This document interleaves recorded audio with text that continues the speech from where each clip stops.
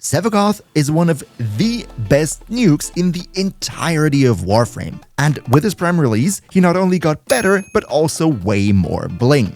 So, in today's guide, I'm gonna show you how to build him super strong, stronger than most Warframes actually, and I also have an idea on how we can fix his biggest issue, that being his survivability. Big shout out to all generous channel members who helped me keep the lights on, and now, let's jump right into it.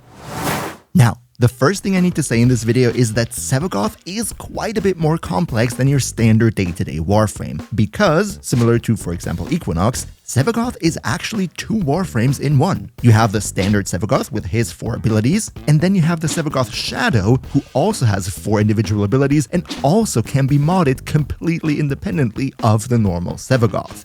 Because of this added complexity, I would have to info dump like 8 different abilities in your face right now, but that is a bit hard to follow, so here is how we're gonna do it instead. Today, I prepared 2 different builds for you. One of them focuses only on using main Sevagoth and ignoring the Shadow, and the other one is focused on mainly using the Shadow. So first, we're going to talk about base Sevagoth and his 4 abilities, then we discuss the build for main Sevagoth, and afterwards we're going to talk about the Shadow, his abilities, and then follow up with the Shadow build. I hope this makes the whole thing a bit more easy to follow. But with that being said, let's jump right into Sevagoth's abilities, starting out, of course, with the passive. And this one is actually pretty nice.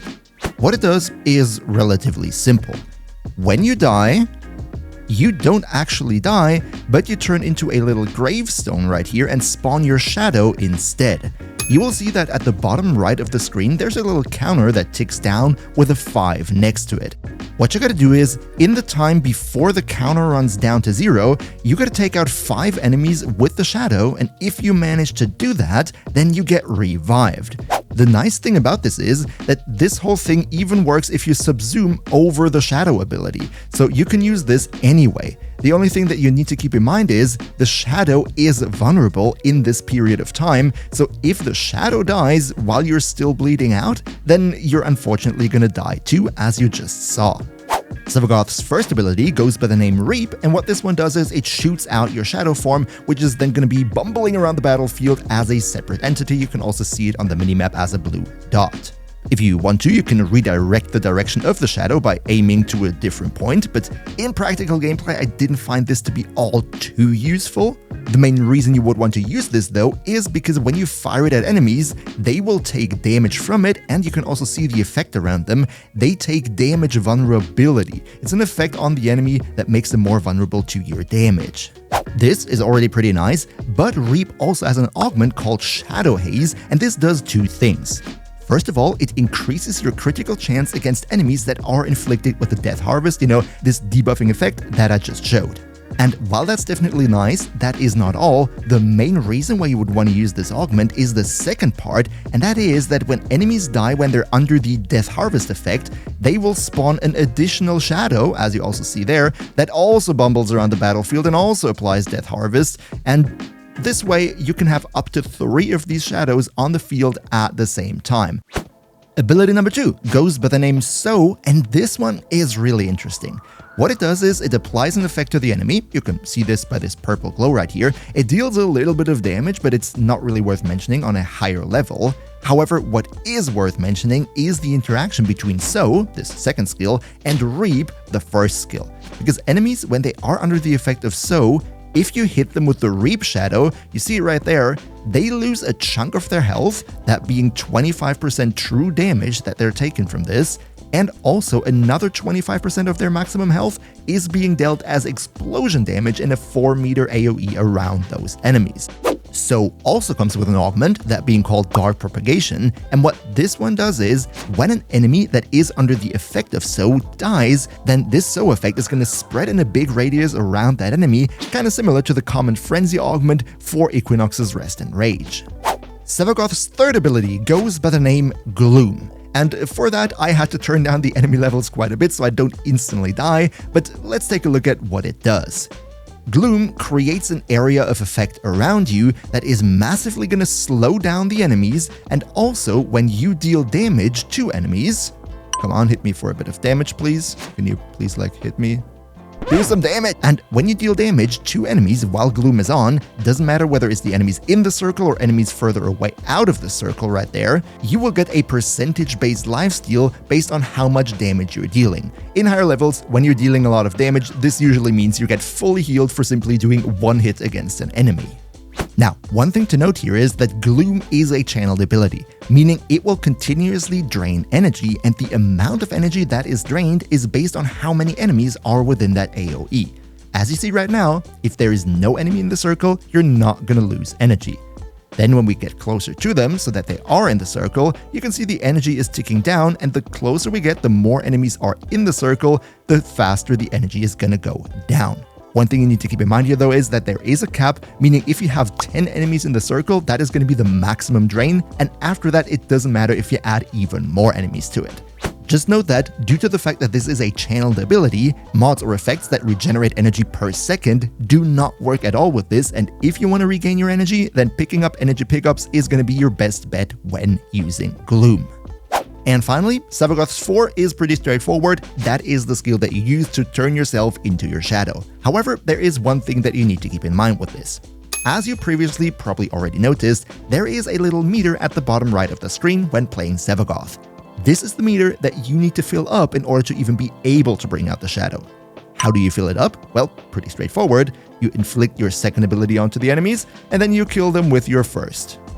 Once this meter is at least 75% full, you can then use your fourth ability to bring out your shadow, and while your shadow is out, Sevagoth is going to be completely untouchable by absolutely anything, so don't worry about him all too much. And how the whole shadow works and how you're going to play him, that is what we're going to look at in the second part of the video. As I initially said, let's first now take a look at what we're actually going to do with main Sevagoth right here.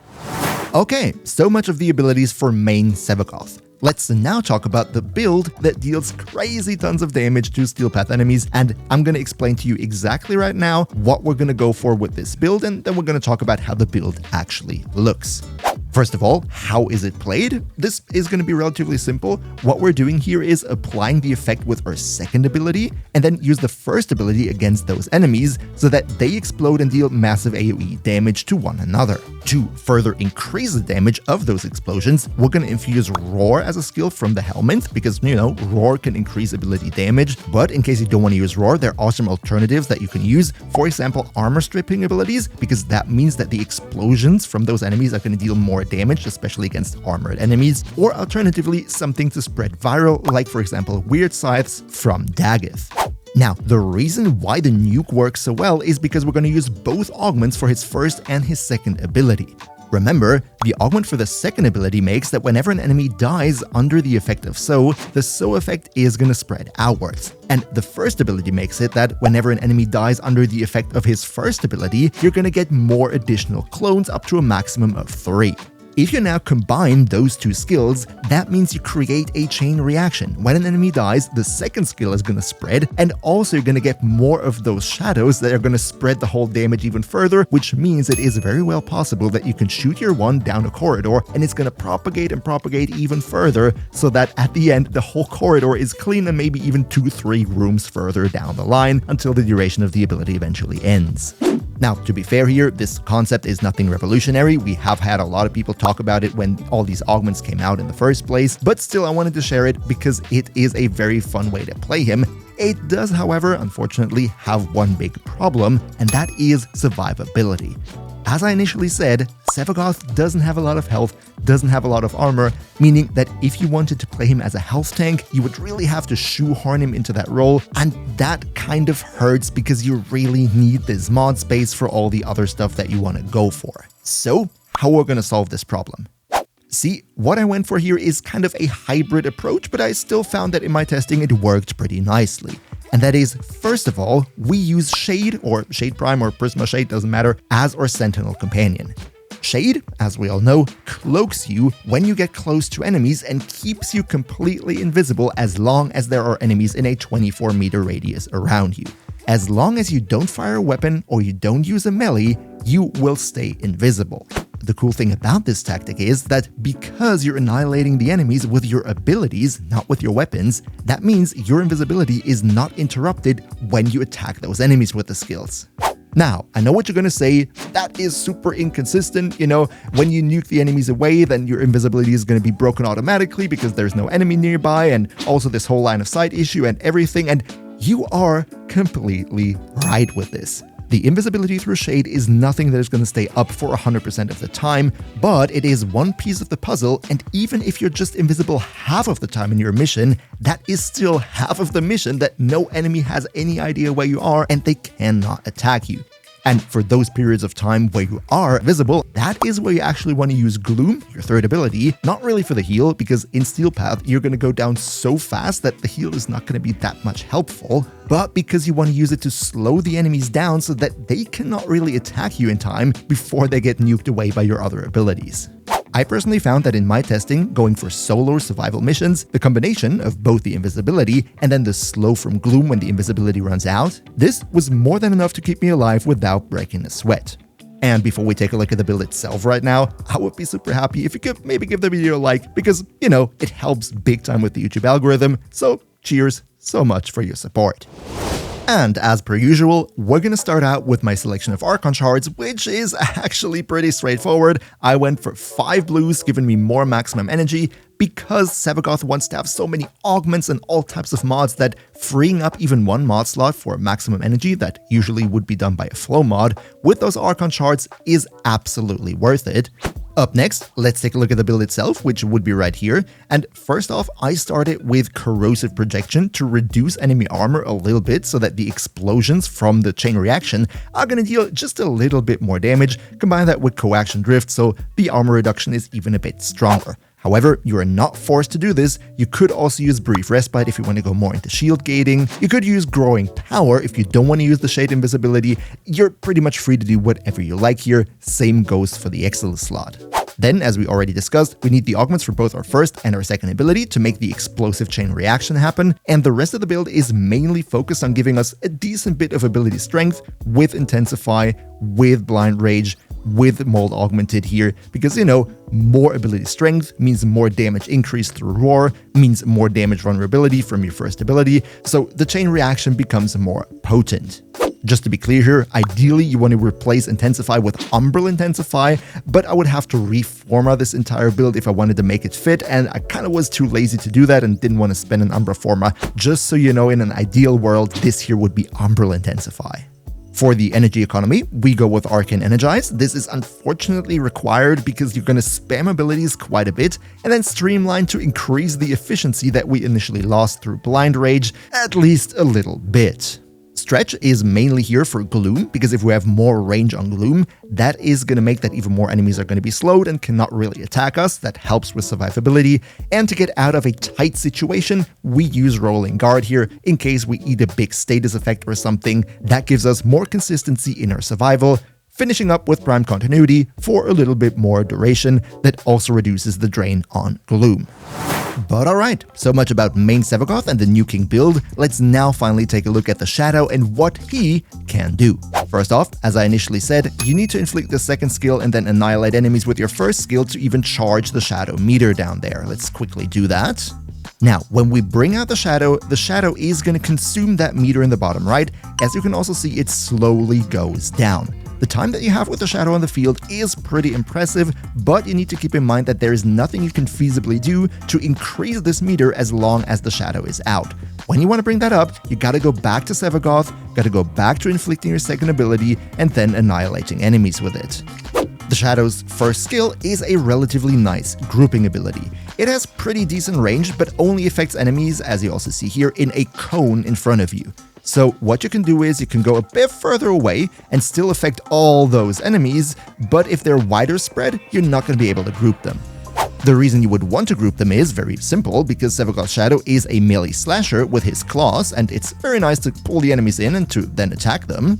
Let's first though take a look at his other abilities.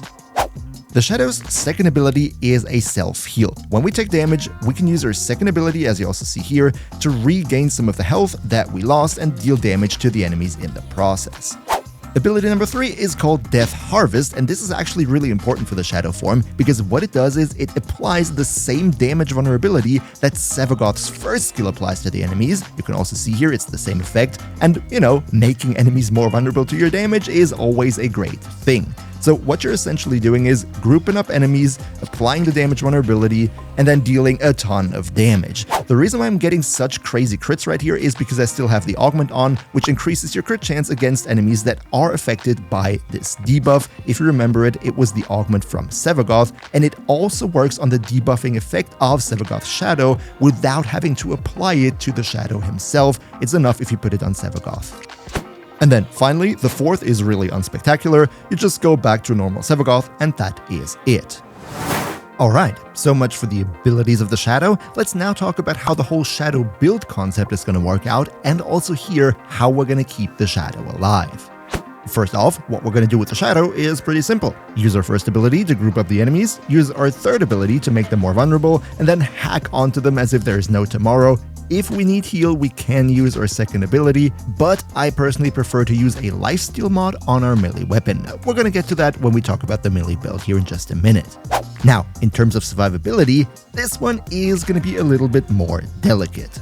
See, just like Sevagoth, also the Shadow isn't really good at shield gating. Unfortunately, we can also not use the invisibility technique that we used with our main Sevagoth, so the only realistic thing that we can do here is go for a tanking setup. Unfortunately though, in my testing, even though we have all those numbers, the Shadow is super squishy like he's made out of paper mache. That was really bothering me, so I came up with a different alternative. Remember a couple of months ago where I made this video about a very quote-unquote stupid tactic, how you can survive on 0 health and 0 shield alone? Yeah, the topic of this video was called energy tanking, and what it refers to is using the mod Quick Thinking to turn your energy bar into your health bar. I don't want to go too deep into the whole matter right now. You can surely watch this video if you want to know all the intricate details, but mainly the reason why you would want to use this in the first place is that through Quick Thinking, you get an additional layer of damage reduction that you would otherwise not have, meaning that if you use your energy bar as health bar, that is going to go down much slower than your actual health bar. So yeah, that's how we're going to keep our Shadow alive, and let's now take a look at the full build of not only the Shadow, but also the Sevagoth for the Shadow build and the Shadow claws as well. First off, Archon shards. This is luckily very simple because whatever you use in terms of Archon shards on your main Sevagoth is not going to translate into your Sevagoth Shadow. So I'm going to stick with the 5 blues that I have right here, but if you wanted to build an entirely separate Sevagoth just for the Shadow use, then what I would recommend here is go for a lot of red for more ability strength, because the ability strength on your main Sevagoth right here is actually going to be very beneficial for your Sevagoth Shadow in a very weird way. Let's talk about that here for a second. When we take a look at the build for our main Sevagoth and hover over the Shadow skill, then we see the damage of the Shadow claws being indicated on the Sevagoth skill right here. If we increase the ability strength of our main Sevagoth, not the Shadow, the main Sevagoth right here, then also the damage of Sevagoth Shadow's claws will increase, meaning having more ability strength on main Sevagoth is going to be important for the Sevagoth Shadow in terms of damage dealing. That is, by the way, also why we use Empower in our helming slot on the main Sevagoth right here, because that's the interesting part here. The ability strength that you have on your main Sevagoth, the moment you cast the Shadow, the moment you bring the Shadow out, this ability strength is going to be snapshot into the damage for the Sevagoth Shadow for the entire duration. Let's take a look at how we built our main Sevagoth for the Shadow use. And here we are going for a shield gating setup, but don't worry about it, it's not going to be a big deal because you're going to barely spend any time in your main Sevagoth, and the shield gating is just for those few seconds that you're actually going to be out there between the Shadow uses. So brief respiting the aura, catalyzing shields. Then we want to have a lot of ability strength, with Power Drift, with Transient Fortitude, with Blind Rage, and Precision Intensify, because we want to empower the 4th ability, of course, as much as possible, so we're dealing more damage. Then, as an augment, we use Shadow Haze again, because that gives us the nice red crits on all the enemies that are affected by the debuff that we can also cast with our Shadow. Streamline for the efficiency, Rolling Guard to help with the shield gating and general survivability, and then Prime Continuity for a bit more duration. In the Arcanes, we have Energize for our energy economy and Mold Augmented for even more ability strength, and this whole thing then concludes the Sevagoth part of the Shadow build. Let's now take a look at the Shadow himself. As I previously said, the Sevagoth Shadow is being treated as a completely individual Warframe on the field. What we're going to focus on with this build here is mainly survivability because that's what the Shadow really needs. So what we do here is Umbral Fiber for more armor, Adaptation for another layer of damage reduction, Arcane Reaper that gives us health regeneration and even more armor, and then finally Quick Thinking, which makes it that when we don't have health and we still take damage, then our energy bar is going to be used as our health bar.